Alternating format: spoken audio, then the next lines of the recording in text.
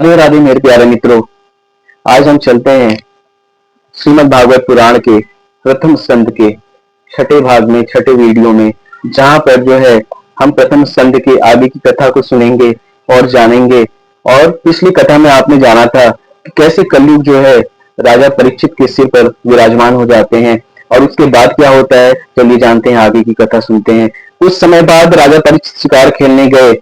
वहां मृगों का पीछा करते हुए काफी थक गए।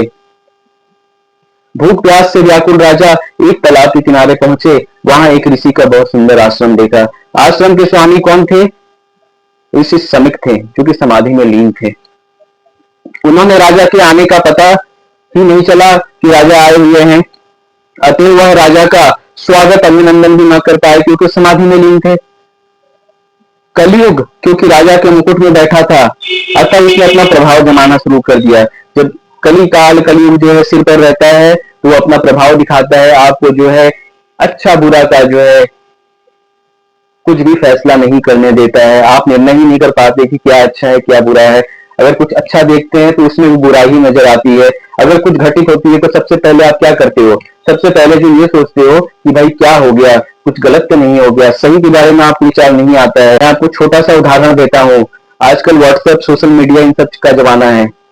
आप जो है खुद से कहना कि अगर किसी व्हाट्सएप कॉन्टैक्ट को अगर आप जो है हाय हेलो करते हो, हमेशा बात विचार करते हो व्हाट्सएप से, उस व्हाट्सएप के माध्यम से उस मित्र से या बंधु से या रिश्तेदार से बातचीत करते हो, उनके स्टेटस को देखते हो, हाय हेलो करते हो, और अचानक से एक दिन जो है आपको दिखता है कि उसका डिस्प्ले प्रोफाइल जो डीपी है, फोटो गायब हो गया है व्हाट्सएप में, तो सबसे पहला विचार आपके मन में क्या आता है?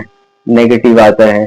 आप सोचते हो कहीं मुझे ब्लॉक तो नहीं कर दिया, कहीं मुझे जो कॉन्टेक्ट से हटा तो नहीं दिया, क्या बात हो गया। तो आप उसे जो है परीक्षा करने के लिए आप एक हाय भेजते हो और देखते हो कि डिलीवर भी नहीं हो रहा। अरे सही में ब्लॉक कर दिया है, अरे भाई क्या हो गया, कैसे हो गया। और उसके बाद अगर वो पहुंच जाता है हाय, दो टिक आ जाती है, तो आपके मन में शांति आती है, चलो प्रोफाइल का फोटो ही तो हटाया है, मुझे ब्लॉक नहीं किया है। और फिर 2 दिन बाद जब प्रोफाइल की फोटो देखने लगती है, तो आपके मन में जो प्रसन्नता की लहर दौड़ जाती है। तो ये एक छोटा सा उदाहरण है जो आप आए दिन जो है आप देखोगे, हम में से कोई ना कोई जो है इसका शिकार होता है। हम सोचते हैं, और किसी भी तरीके की जो है घटना है, ये तो एक उदाहरण था। किसी भी तरीके की घटना अगर हम बोल दे कि अगर कोई देर आ रहा है घर, अगर काम से देर लौट रहा है, तो मन में चिंता जाग उठती है कि क्या हो गया, कुछ गलत तो नहीं हो गया। हम सही के बारे में जो है बाद में विचार करते हैं, पहले जो है गलत के बारे में ही विचार करते हैं। गलत ही हमारे ऊपर जो है पहले हावी होता है, परछाई अंधकार ही हमारे ऊपर पहले हावी होती है।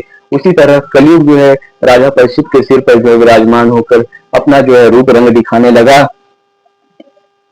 उसने राजा ने ऋषि की समाधि को न जानकर उन्हें अपनी अवमानना और ऋषि का दंड समझा।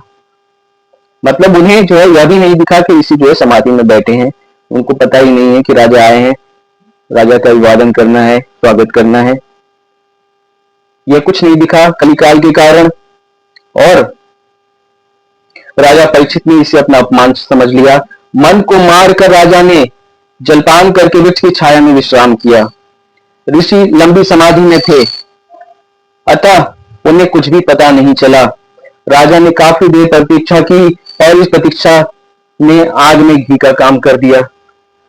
अब राजा परीक्षित सोच रहे कि मैंने इंतजार भी किया, चलो पेड़ के नीचे जाकर के मैं विश्राम किया, पानी वगैरह खुद से लेकर के पी लिया, चलो स्वागत नहीं हुआ, सत्कार नहीं हुआ, अब तो उठेंगे। पर इतनी लंबी जो है समाधि में वो लीन थे कि राजा को लग रहा था कि अभी भी जो है इनको कहीं ना कहीं ये जो है इग्नोर कर रहे हैं।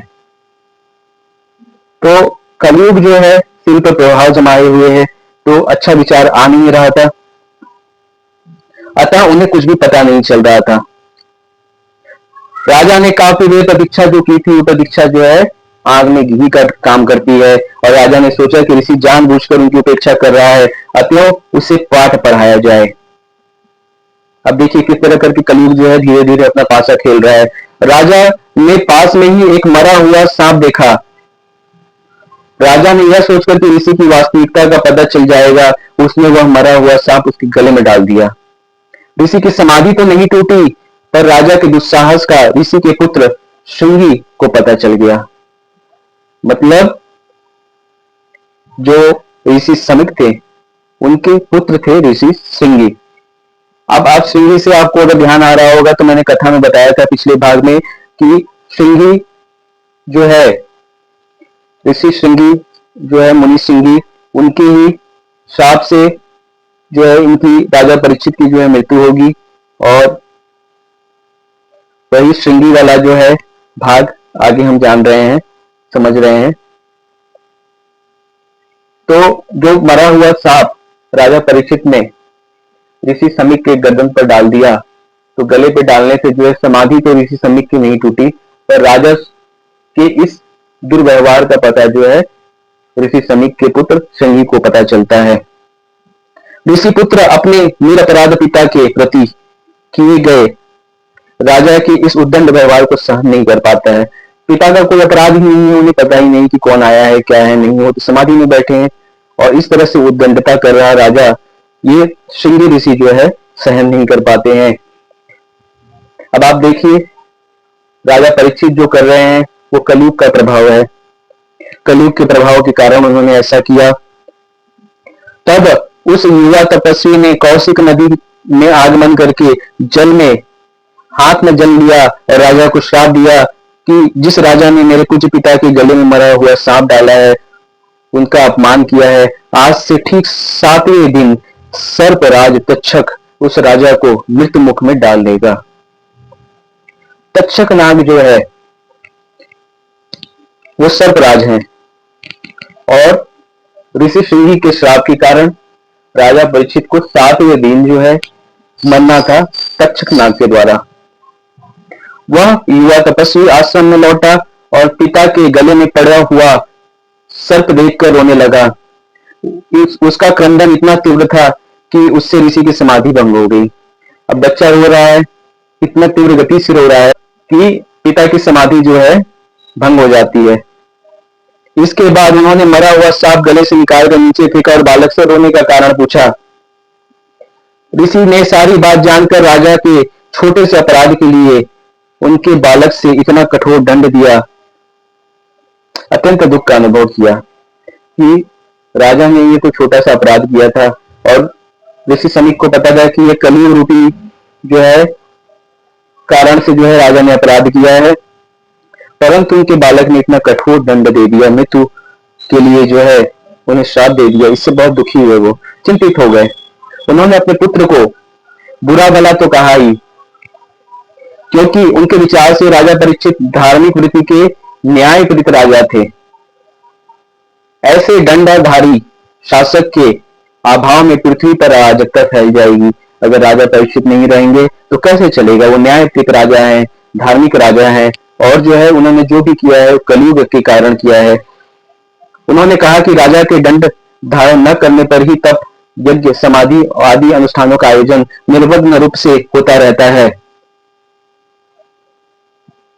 अतः राजा को शाप देकर ऋषिपुत्र ने धर्म की हत्या कर दी है। अब देखिए धर्म जो है उसकी हत्या हो जाती है ऋषिपुत्र के श्राप के कारण। और पिछले भाग में आपने जाना था कि धर्म जो है बैल है, वो पतला बैल जिसे कलयुग जो है मारना चाह रहा था। अब राजा को श्राप मिलने के कारण जो है उस धर्म की जो है हत्या हो जाएगी। कलयुग इतना चतुर है कि राजा के सिर पर विराजमान होकर इन सब काम करा रहा है। शीलवान राजा तो सर्वथा अवध्य होता है और उसके प्रति क्रोध नहीं करना चाहिए। घर लौटकर राजा परीक्षित को अपने किए पर बहुत ही पश्चाताप हुआ। वे अब कर ही क्या सकते थे। उन्हें ऋषि पुत्र द्वारा दिए गए शाप का भी ज्ञान हुआ और उन्होंने उस शाप को सिर माथे पर लगाते हुए स्वीकार किया। उतने समय के लिए उन्होंने संसार त्याग दिया और विरक्त होकर उदासीन हो गए। अन्न जल छोड़कर गंगा के किनारे मृत्यु की परीक्षा करने लगे कि अब तो मुझे 7वें दिन मरना है, और उनका जो है मन नहीं लग रहा था, किसी काम में उदासीन हो गए थे। तब चारों दिशाओं के ऋषियों वशिष्ठ, अत्रि, च्यवन और भृगु आदि को राज्य श्री त्याग विरक्त और मृत्यु की परीक्षा करते हुए प्रेक्षित के विषय में पता चलता है। मतलब 4 दिशा के ये जो ऋषि हैं, ऋषि वशिष्ठ जी, अत्रि जी, च्यवन जी और भृगु, ये चारों ऋषि जो हैं 4 दिशाओं के हैं। इनको जब पता चलता है कि राजा जो है सब कुछ त्याग करके विरक्त होकर मृत्यु की प्रतीक्षा कर रहे हैं, तो सब नारद, वेद व्यास, अगस्त आदि के साथ वहां उपस्थित हुए। तब ये जो सारे ऋषि थे वो नारद ऋषि, वेद व्यास और अगस्त ऋषि के साथ वहां उपस्थित हुए। राजा ने सभी ऋषियों का आदर सत्कार किया और उन्हें भगवान विष्णु के चरणों में अनन्य भक्ति का वरदान मांगा और उनसे कहा कि भगवान, अब तो मैं जाने ही वाला हूँ, आप समस्त ऋषि जो है मुझे ये वरदान दे दीजिए कि मैं भगवान विष्णु के चरणों में जो है मेरा जो है अंतिम समय जो है निकल जाए। ऋषियों ने राजा की बहुत प्रशंसा की और उन्हें देह त्याग तक वहीं ठहरने का निश्चय किया। ऋषि जो है राजा की बहुत प्रशंसा करते हैं और ये विचार करते हैं कि जब राजा शरीर त्याग करेंगे तब तक हम यहीं पर ठहरते हैं। राजा परीक्षित का संवाद ऋषियों से हो रहा था कि सुखदेव जी वहां पहुंच गए। राजा ने अत्यंत भक्ति और आदर के साथ सुखदेव जी का भी सत्कार और पूजन किया। उनके आगमन को राजा ने अपने लिए वरदान मांगा। राजा परीक्षित ने सुखदेव से अत्यंत विनम्र शब्दों में कहा कि अपनी करुणा गाथा कही और कल्याण का मार्ग सुझाने का अनुरोध किया। राजा परीक्षित ने सुखदेव जी से 2 प्रश्न किए और ये 2 प्रश्न के साथ ही जो है प्रथम अध्याय यहीं पर जो है समाप्त होता है। प्रथम स्कंद जो है यहीं पर समाप्त होता है श्रीमद् भागवत गीता का और यहीं पर हम कथा को विश्राम देंगे। आइए जाने और 2 प्रश्न क्या है। जीव के लिए सर्वदा करने योग्य क्या है, मतलब जीव क्या करे, क्या करना चाहिए उसे हमेशा, ऐसा क्या करे वो जो कि उसके करने की योग्य है। थोड़े समय में मरने वाले व्यक्ति का क्या कर्तव्य है। अगर आपको पता चल जाए, मुझे पता चल जाए, किसी को पता चल जाए कि बस अगले 7 दिन में उसकी मृत्यु होने वाली है, जैसे राजा परीक्षित की को पता चल गया कि अगले 7 दिन में जो है तक्षक नाग के द्वारा जो है उनकी मृत्यु हो जाएगी। ऐसे किसी को पता चल जाए कि डॉक्टर बोल दे कि आई एम सॉरी, आपके पास टाइम बहुत कम है, 24 घंटे का टाइम है, 48 घंटे का टाइम है, या फिर किसी को जो है कैंसर आदि ऐसे जो व्याधि से ग्रसित हो गए, उनका अंतिम समय आ गया और जो शरीर से जो है चिकित्सक यह पता लगा लेते हैं कि इसका शरीर जो है बस अगले 24 घंटे तक का ही मेहमान है। ये जब पता चल जाता है तो उसका कर्तव्य क्या है। आदमी व्याकुल हो जाता है कि अब तो मैं मरने वाला हूं, अब मैं क्या करूं, ये भी नहीं किया, वो भी नहीं किया, यहाँ नहीं किया, वहां नहीं किया, ये धर्म करना है, ये कर्म करना है, व्याकुल हो जाता है, बेचैन हो जाता है। तो राजा परीक्षित उसी सवाल का जो है जवाब जानना चाहते हैं सुखदेव जी से। सुखदेव जी ने राजा के प्रश्नों का उत्तर देने के लिए वहां रुके और उनकी शंकाओं का विधिवत समाधान किया। ये जो विधिवत समाधान है और आगे की जो भी बात है वो हम जो है द्वितीय स्कंद में जानेंगे, जहां पे योग धारण से शरीर त्याग और प्राकृतिक सृष्टि उत्पत्ति इसके बारे में बताया गया है। तो आपने अभी तक जो है भक्ति योग और वैराग्य प्रतिपादन प्रथम स्कंद जो है सुना और कई भागों में मैंने इस प्रथम स्कंद को बताया है।